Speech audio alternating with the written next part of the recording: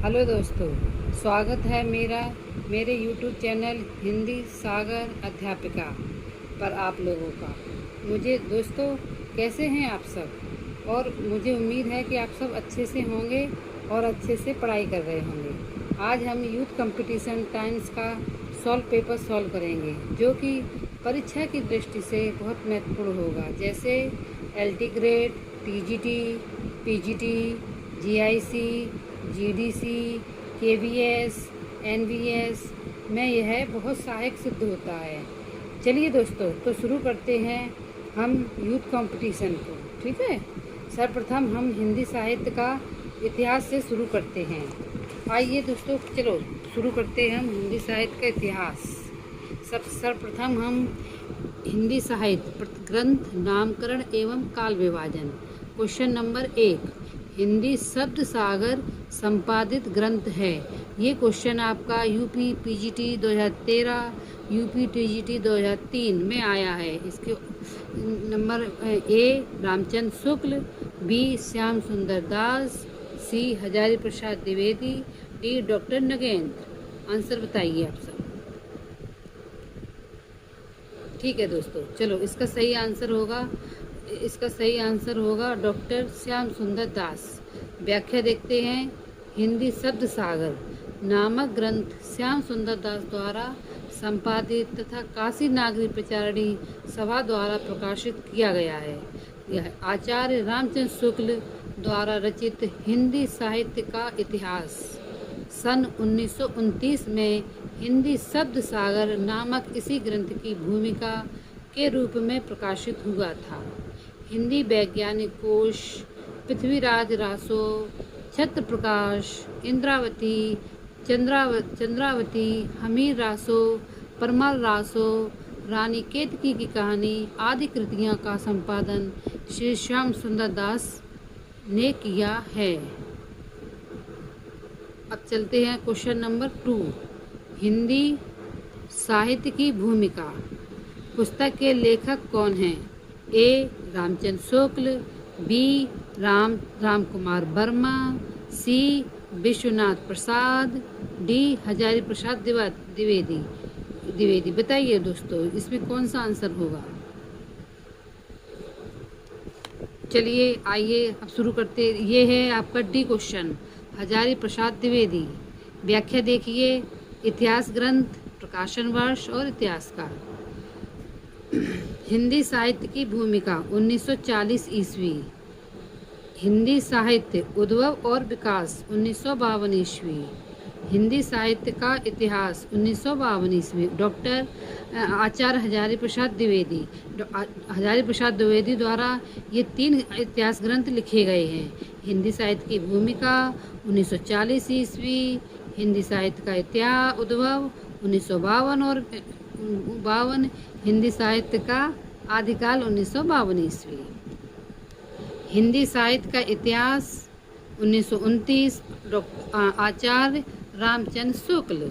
हिंदी साहित्य का आलोचनात्मक इतिहास 1938, डॉक्टर राम कुमार वर्मा। हिंदी साहित्य का अतीत भाग 2।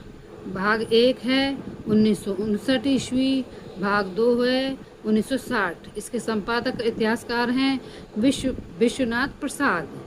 क्वेश्चन नंबर 3, एंदुई। आइए दोस्तों देखते हैं क्वेश्चन नंबर 3, इस्तवार द ला लिटरेट्यू एंदुई ए हिंदुस्तानी की रचना किसने की है? कीथ ने, ग्रियर्सन ने, गार्शा तासी ने या गिलक्राइस्ट ने? उत्तर बताइए आप सब, कमेंट। जी चलिए अब हम इसकी व्याख्या देखते हैं। इसका राइट आंसर है गार्शा तासी। देखिए, इस्तवार द ला लिटरेट्यू एंदुई हिंदुस्तानी नामक इतिहास ग्रंथ की रचना गार्शा तासी ने किया था। गार्शा तासी एक फ्रेंच विद्वान थे तथा उनका इतिहास ग्रंथ फ्रेंच भाषा के 2 भागों में सन 1839 ईस्वी तथा 1847 ईस्वी में प्रकाशित हुआ था। इसका तीसरा संस्करण 1871 ईस्वी में प्रकाशित हुआ था। हिंदी साहित्य के इतिहास लेखन का सबसे पहला प्रयास तासी ने किया था। जॉर्ज ग्रिशियन द्वारा रचित the modern vernacular literature of Hindustan 1888 ईस्वी सच्चे अर्थों में हिंदी साहित्य का पहला इतिहास ग्रंथ माना जाएगा। देखो बच्चों, अगर क्वेश्चन आता है कि सच्चे अर्थों में हिंदी साहित्य का पहला इतिहास किस इतिहास ग्रंथ को माना जाता है, तो इसका आंसर होगा जॉर्ज ग्रिशियन द्वारा रचित the modern vernacular literature of Hindustan 1888 ईस्वी। ठीक है दोस्तों, चलिए अब हम आगे बढ़ते हैं। क्वेश्चन नंबर 4, ग्रियसन कृत the modern vernacular literature of northern Hindustan का हिंदी अनुवाद किसने किया है? ऑप्शन देखिए दोस्तों। नंबर ए डॉक्टर किशोरीलाल गुप्त, बी डॉक्टर राम कुमार वर्मा, सी डॉक्टर लक्ष्मी सागर वार्ष्णेय और डी डॉक्टर जगदीश गुप्त। उत्तर बताइए आप सब लोग, कमेंट कीजिए आंसर। ओके, चलो अब मैं आपको आंसर बताती हूँ। आंसर है इसका ए डॉक्टर किशोरीलाल गुप्त। व्याख्या देखते हैं। ये क्वेश्चन दोस्तों यूपी पीजीटी 2002 में आया है। अब हम इसका व्याख्या देखते हैं। व्याख्या देखिए दोस्तों। ग्रियसन कृत the modern vernacular literature of northern Hindustan 1889 ईस्वी नामक ग्रंथ का प्रकाशन एशियाटिक सोसाइटी ऑफ बंगाल की पत्रिका के एक विशेषांक के रूप में 1888 ईस्वी में हुआ था। इसका हिंदी अनुवाद डॉक्टर किशोरीलाल गुप्त ने किया है। इस ग्रंथ को सही अर्थों में हिंदी साहित्य का प्रथम इतिहास ग्रंथ माना जाता है। क्वेश्चन नंबर 5 पे चलते हैं। आंग्ल भाषा में लिखा गया हिंदी साहित्य का इतिहास स्केच ऑफ हिंदी लिटरेचर के लेखक कौन हैं? ऑप्शन देखिए दोस्तों। ए पादरी F.E.K, बी पादरी एडविज ग्रीव्स, सी गार्सादा तासी, डी जॉर्ज ग्रियर्सन। बताइए दोस्तों इसका आंसर। चलो अब मैं इसका आपका आंसर बताती हूँ। आंसर देखिए बी पादरी एडविन ग्रीव्स। व्याख्या देखते हैं। स्केच ऑफ हिंदी लिटरेचर पादरी एडविन ग्रीव्स द्वारा अंग्रेजी भाषा में लिखा हुआ हिंदी साहित्य का इतिहास है। अगर क्वेश्चन दोस्तों आता है कि अंग्रेजी भाषा में लिखा हुआ हिंदी साहित्य का कौन सा इतिहास ग्रंथ आता है, तो स्केच ऑफ हिंदी लिटरेचर पादरी एडविन ग्रीव्स द्वारा अंग्रेजी भाषा में लिखा हुआ हिंदी साहित्य का इतिहास सन 1918 में लिखा गया था। 1920 में यह प्रकाशित हुआ था। चलिए दोस्तों क्वेश्चन नंबर 6, सूची ए एवं सूची 2 को सम्मिलित कीजिए और नीचे दिए गए कूट में सही विकल्प चुनिए। सूची ए और सूची 2। आ आदिकाल,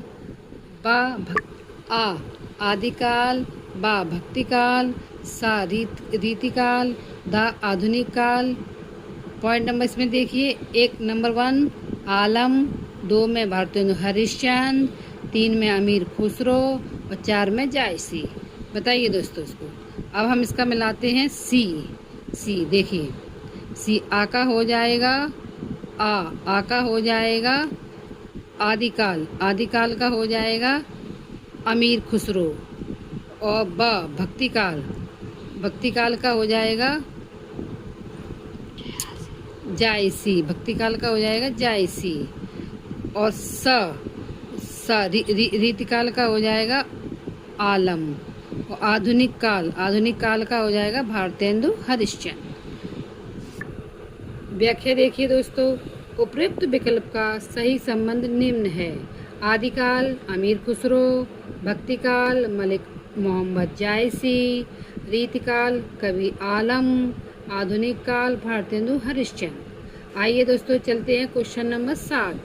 आचार्य रामचंद्र शुक्ल के अनुसार हिंदी साहित्य के आदिकाल की समय सीमा है। ए विक्रमी संमत 1050 से विक्रमी संमत 1375, बी सन 1050 से सन 1375, सी विक्रमी संमत 1375 से विक्रमी संमत 1700 तक, डी इनमें से कोई नहीं। चलिए दोस्तों, इसका सही आंसर देखते हैं। इसका सही आंसर है ए, विक्रमी संमत 1050 से विक्रमी संमत 1375। व्याख्या देखते हैं दोस्तों। आचार्य रामचंद्र शुक्ल के अनुसार हिंदी साहित्य के आदिकाल की समय सीमा विक्रमी संमत 1050 से विक्रम संमत 1375 तक माना जाता है। इन्होंने निम्नलिखित कालों का काल विभाजन इस प्रकार किया है। आदिकाल वीरगाथा काल विक्रमी संमत 1050 से विक्रम संमत 1375। पूर्व मध्यकाल भक्तिकाल विक्रम संमत 1375 से विक्रम संमत 1700 तक। उत्तर मध्यकाल रीतकाल विक्रम संमत 1700 से विक्रम संमत 1900 तक। आधुनिक काल गद्यकाल विक्रम संमत 1900 से विक्रम संमत 1984 तक। आइए दोस्तों, चलते हैं क्वेश्चन नंबर 8। साहित्य जनता की चित्तवृत्तियों का संचित प्रतिबिंब है। इस पंक्ति के सही लेखक बताइए। ए, महावीर प्रसाद द्विवेदी, बी, गुलाब राय, सी, रामचंद्र शुक्ल, डी, प्रेमचंद। सही आंसर है दोस्तों सी, रामचंद्र शुक्ल। व्याख्या देखते हैं। हिंदी साहित्य का इतिहास आचार्य रामचंद्र शुक्ल द्वारा रचित, जो मूलतः नागरी पिछाड़ी सभा द्वारा प्रकाशित हिंदी साहित्य शब्द सागर की भूमिका के रूप में लिखा गया था। उक्त कथन इसी ग्रंथ से संबंधित है। Question number 3। हिंदी साहित्य के इतिहास को व्यवस्थित रूप देने का श्रेय किसको जाता है? ए, शिव सिंह सरोज, बी, आचार्य रामचंद्र शुक्ल, सी, जॉर्ज ग्रेसन, डी, मिश्र बंधु। इसका सही आंसर है दोस्तों बी, आचार्य रामचंद्र शुक्ल। अब हम इसकी व्याख्या देखते हैं। हिंदी साहित्य के इतिहास को व्यवस्थित रूप देने का श्रेय आचार्य रामचंद्र शुक्ल को है। हिंदी साहित्य का इतिहास आज शुक्ल जी द्वारा वस्तुतः काशी नागरी प्रचारी सभा द्वारा प्रकाशित हिंदी शब्द सागर की भूमिका के रूप में लिखा गया था, जिसे आगे परिवर्तित कर विस्तृत करके स्वतंत्र ग्रंथ का रूप दिया गया। चलिए दोस्तों, चलते हैं question number 10। The modern vernacular literature of Hindustan. Hindi साहित्य के इतिहास ग्रंथ के लेखक कौन हैं? ए, जॉर्ज ग्रियर्सन, बी, गाडसा दत्तासी, सी, विलियम वर्ड्सवर्थ, डी, आचार्य रामचंद्र शुक्ल। सही आंसर है ए, जॉर्ज ग्रियर्सन। आइए दोस्तों, इसकी व्याख्या देखते हैं। व्याख्या, इतिहास ग्रंथ और इतिहासकार। The modern vernacular literature of Hindustan, इसके इतिहासकार हैं जॉर्ज ग्रियर्सन। हिंदी साहित्य का इतिहास आचार्य रामचंद्र शुक्ल। इस्तवार द ला लिटरेटिव एंदुई हिंदुस्तानी, इसके इतिहासकार हैं गाडसा दत्तासी। चलिए दोस्तों, चलते हैं क्वेश्चन नंबर 11।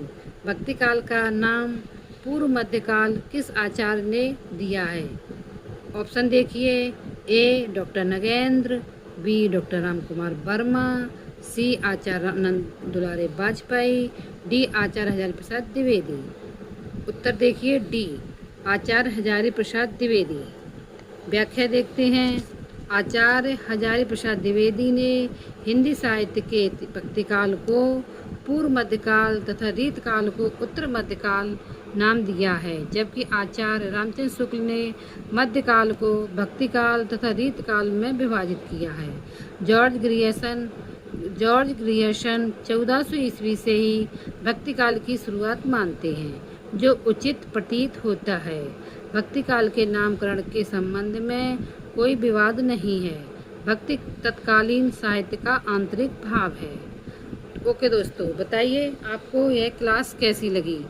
अगर आपको क्लास पसंद आई हो तो चैनल को सब्सक्राइब करें, लाइक करें और शेयर करें और जुड़े रहें हमारे चैनल के साथ। आगे इसी प्रकार के और अधिक हिंदी साहित्य के क्वेश्चन करेंगे हम और आप लोग मिलकर। एक बार चैनल को लाइक करें और सब्सक्राइब करें। नमस्ते दोस्तों।